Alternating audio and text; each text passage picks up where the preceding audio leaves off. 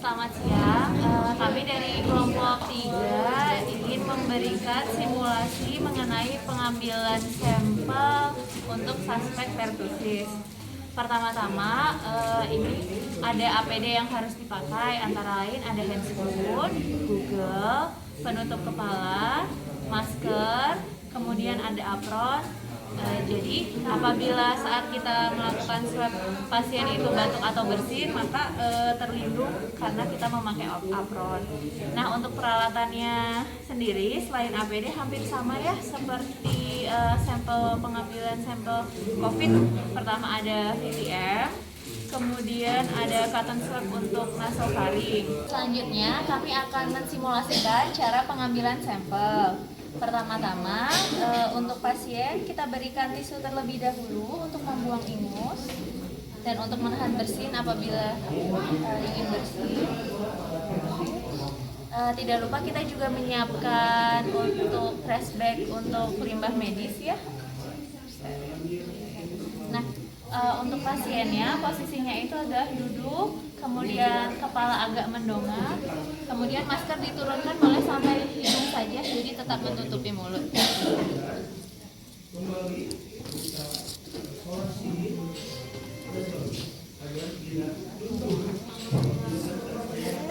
Nah,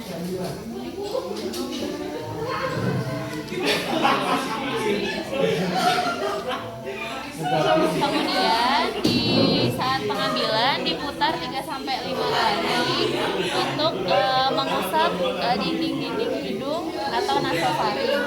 Kemudian setelah itu cotton swab dimasukkan ke dalam tabung VTM, kemudian ditutup, dan untuk mencegah kebocoran kita berikan parafilm.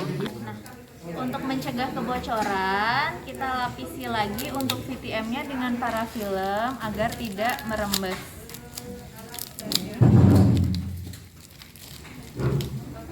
Nah, untuk VTM sendiri sebelumnya sudah dilengkapi dengan identitas pasien, dan kemudian kita beri lapisan selotip agar tidak basah atau tidak pudar saat terkena cairan.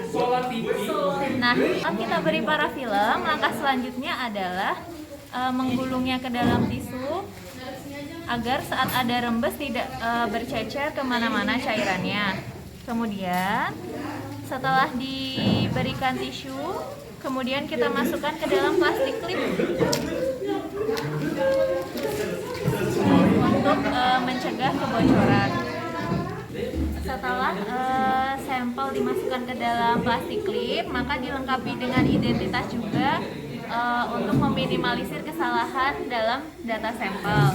Setelah itu kita masukkan ke dalam toples dan kita pastikan posisinya berdiri dan tidak tumpah ke samping. Setelah sampel dimasukkan ke dalam toples, kemudian toples kita beri selotip atau parafilm untuk merapatkan dan mencegah agar tidak terjadi kebocoran. Nah, setelah sudah rapat dan diberikan parafilm atau selotip, kita masukkan ke dalam kulbo yang sebelumnya sudah berisi coolpack. Nah, setelah dimasukkan ke dalam kulbo, kemudian bagian atasnya kita tutup lagi dengan coolpack. Untuk suhu yang aman untuk penyimpanan sampel yaitu 2-8 derajat.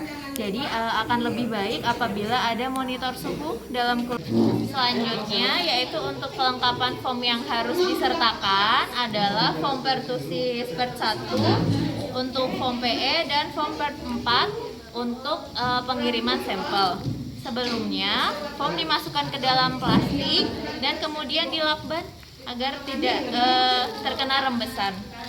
Kemudian kita masukkan ke dalam kulbox dan kita tutup. Setelah sampel dan kelengkapan dokumen kita masukkan ke dalam kulbox, selanjutnya kulbox kita berikan selotip atau parafilm agar kuat dan tidak terjadi rembesan atau kebocoran. Nah, tidak lupa di bagian atas kulbox kita lengkapi dengan data pengirim, yaitu puskesmas, nomor telepon penanggung jawab dan atas nama penanggung jawabnya siapa. Kemudian ada data penerima, misal Dinkes Tasikmalaya atas nama Bapak siapa, dan ada nomor kontaknya untuk mempermudah apabila terjadi sesuatu dengan sampelnya.